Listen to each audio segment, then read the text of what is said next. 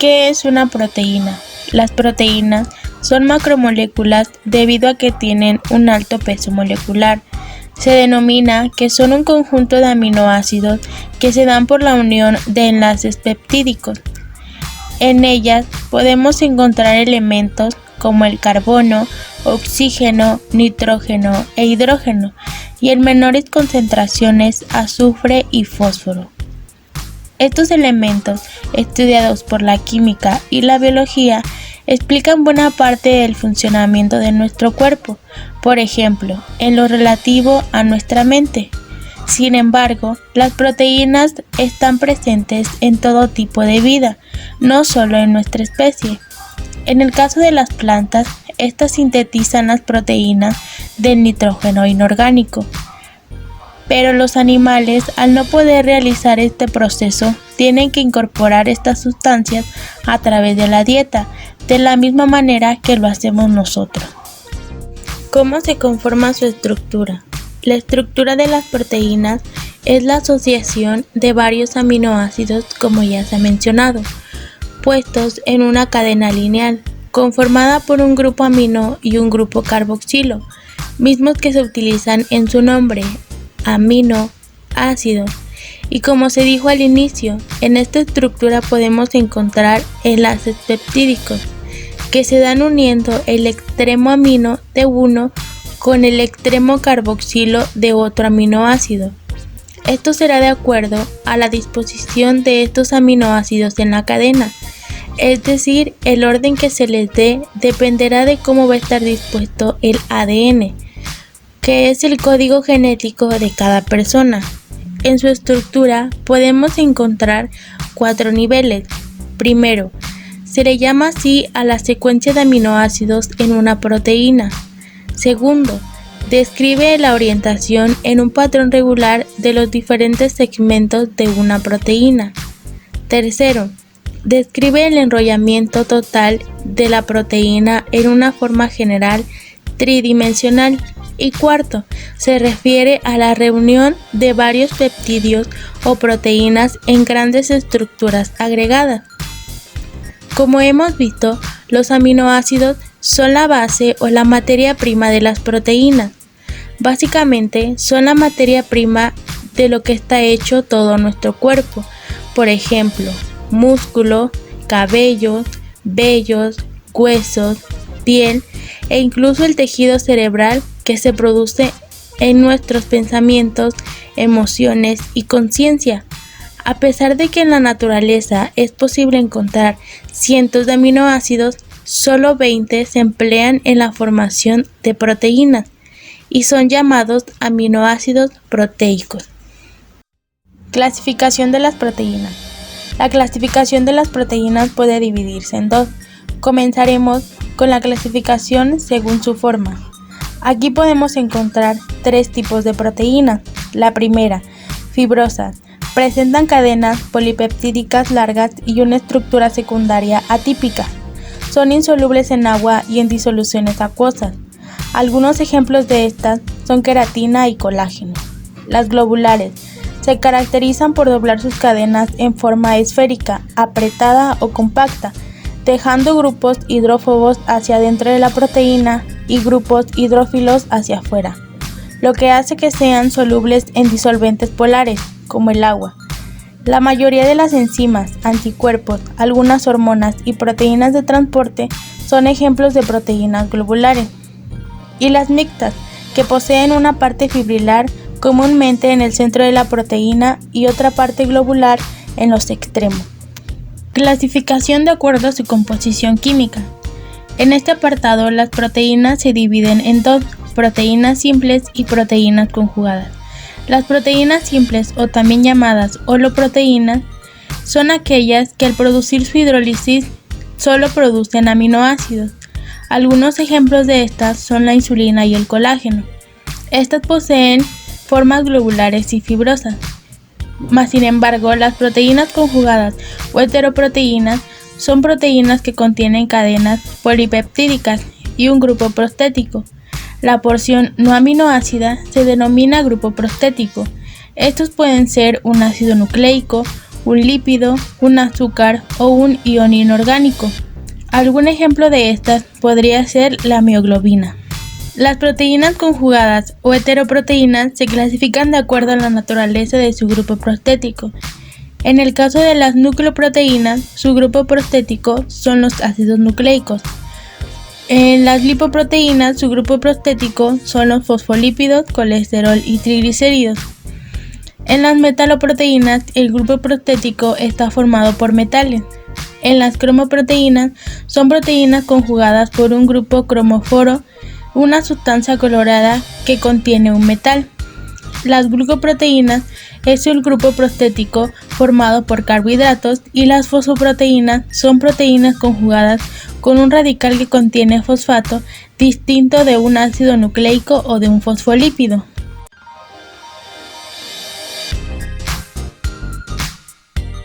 Los alimentos más ricos en proteínas en su mayoría son los de origen animal, como los huevos, la carne, la leche, el pescado y el queso. Sin embargo, existen muchos alimentos de origen vegetal que contienen una alta cantidad de proteínas en su composición. Como lo podemos ver es el arroz, legumbres, pan, avellanas y almendras. La función de las proteínas. ¿Para qué sirven las proteínas?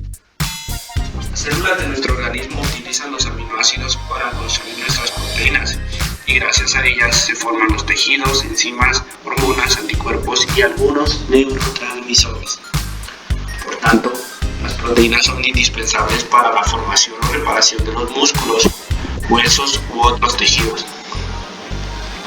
Algunas proteínas funcionan como enzimas, las cuales facilitan las reacciones químicas del cuerpo, como la lisozima, pepsina y la polimerasa, las ayudan a la catálisis. Otras trabajan como transportadoras que llevan nutrientes como lípidos, vitaminas y minerales. Bueno, aquí podemos ver un canal de potasio, de sodio-potasio, las cuales ayudan en la homeostasis del cuerpo. Ciertas hormonas son de naturaleza proteica, como la insulina y el glucagón. Aquí vemos la insulina, que es de transporte y ayuda en los niveles óptimos de la sangre. El glucosa. Las proteínas también tienen una función reguladora, permitiendo la expresión de algunos genes o regulando la división celular. Aquí podemos ver una estructural, es el colágeno, y bueno, de regularización, los factores de transcripción y la inmunogamoglobulina. Vemos el metabolismo de las proteínas. Casi todas las proteínas del organismo están en una constante dinámica de síntesis. El 1 al 2% del total de las proteínas a partir de aminoácidos, y también la degradación a nuevos aminoácidos. De proteínas pasan a ser aminoácidos más pequeños. Esta actividad ocasiona una pérdida diaria neta de nitrógeno en forma de urea, que corresponde a unos 35 a 55 gramos de proteína. Cuando la ingesta dietética compensa las pérdidas, se dice que el organismo está en equilibrio nitrogenado. El balance nitrogenado puede ser positivo o negativo. Es positivo cuando la ingesta nitrogenada supera las pérdidas, como sucede en el crecimiento, embarazo y convalescencia de enfermedades. Bueno, y es negativo si la ingesta de nitrógeno es inferior a la pérdida, tal como ocurre en desnutrición, anorexia prolongada, postraumatismos, quemaduras, deficiencia de algún aminoácido esencial. Bueno, aquí tenemos la vía de la degradación de proteínas, las cuales son vías por las que se degradan estas proteínas mediante proteasas, las cuales van a formar, a partir de proteínas, vamos a obtener aminoácidos, de lípidos, ácidos grasos, glicerol y viceversa, ¿no? Que estas van a, dependiendo de su función, pues vamos a verlas en función como de enzimas.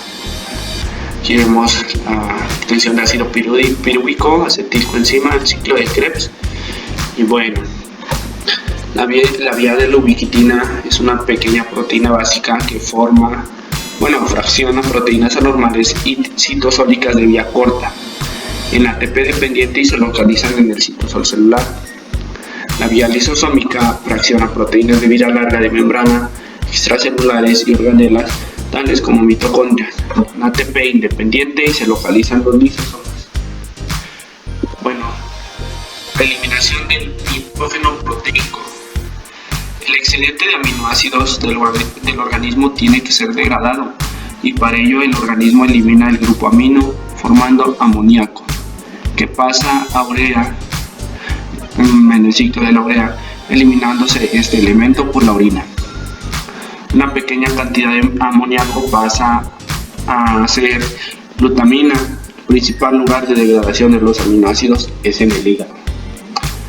El amoníaco es un compuesto muy tóxico y por ello el organismo lo convierte en un monotóxico en forma de urea. Las características de la urea favorecen su formación a una molécula pequeña, casi 50% de su peso es nitrógeno y se necesita poca energía para su síntesis. Como vemos, pues este ciclo no vemos entrada de ATP, pero bueno, aquí solamente uno, ADP en fosfato inorgánico. Bueno, el ciclo de la urea. En los hepatocitos se localizan las 5 reacciones que constituyen el ciclo. Bueno, empezamos en la mitocondria con la formación de carbamil fosfato. Este es un paso irreversible catalizado por la enzima carbamil fosfato sintasa. Bueno, posteriormente la formación de la citrulina mediante la ornitina rascarbamilasa. Bueno, aquí tenemos la enzima como degrada la carbamil fosfato en forma de citrulina. La formación de la citrulina da paso a la formación del aspartato y el alginosucinato por medio de la alginosucinato sintasa. Esta también con la ayuda del ácido aspartico.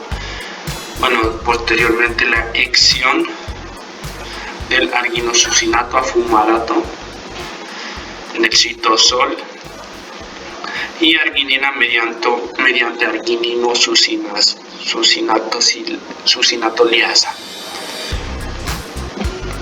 Bueno, de la arginina podemos ver que esta de nuevo pasa a ornitina por medio de la pérdida de la urea que vemos en este lado, a la cual se le adiciona un oxígeno y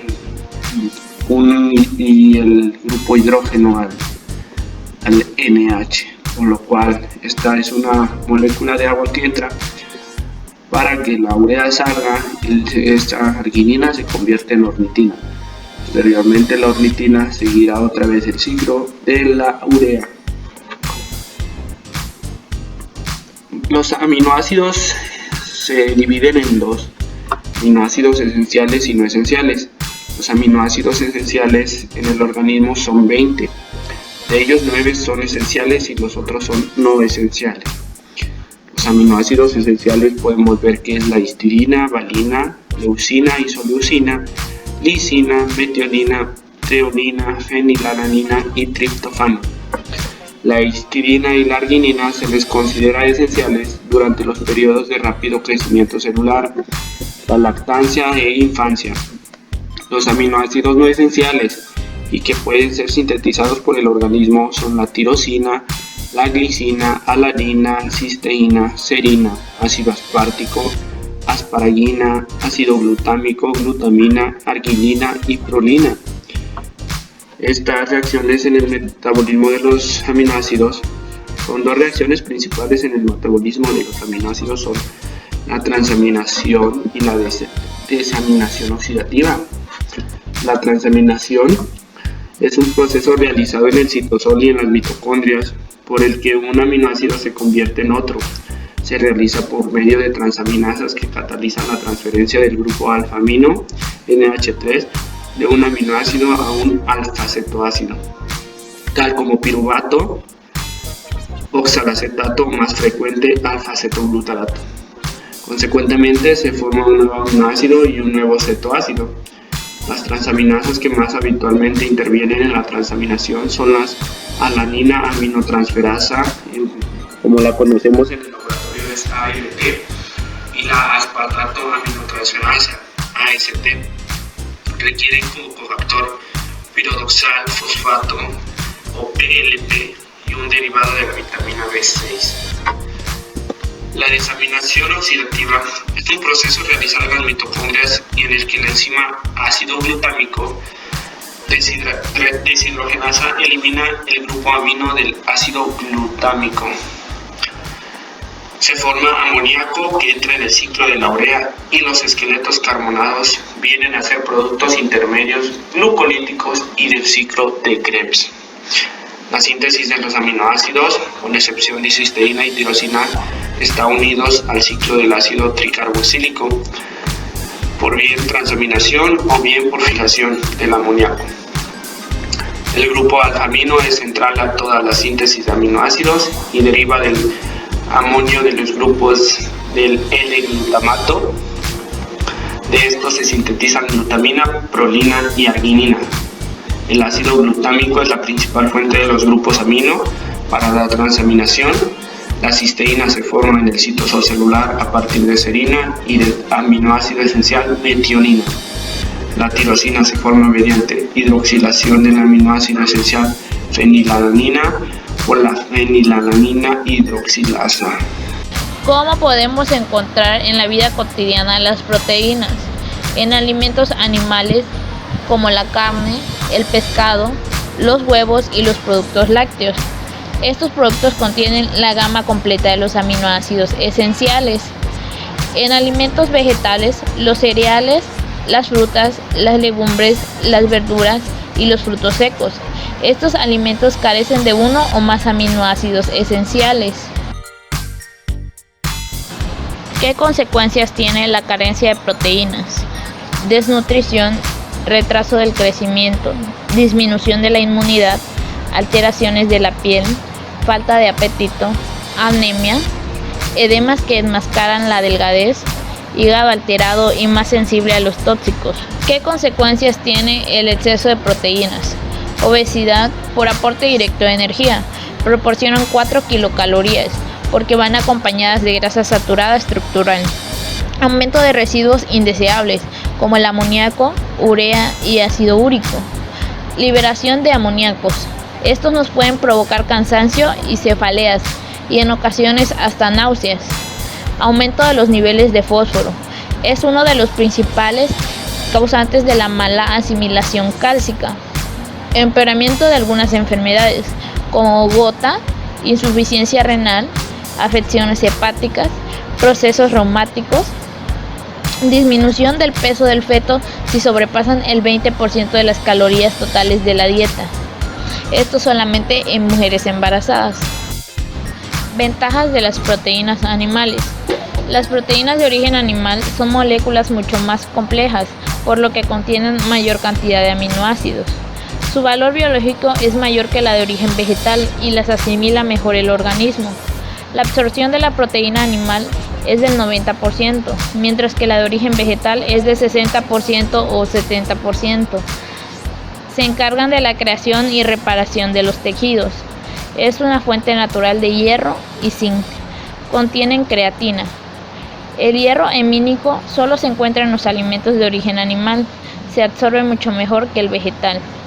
Desventajas de la proteína animal. El exceso puede causar acumulación de ácido úrico en los tejidos.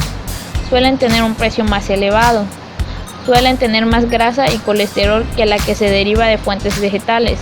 Una porción de 3 onzas de carne de res son 85.04 gramos. Contiene hasta un 25% del valor diario recomendado de grasa y hasta un 30% de colesterol.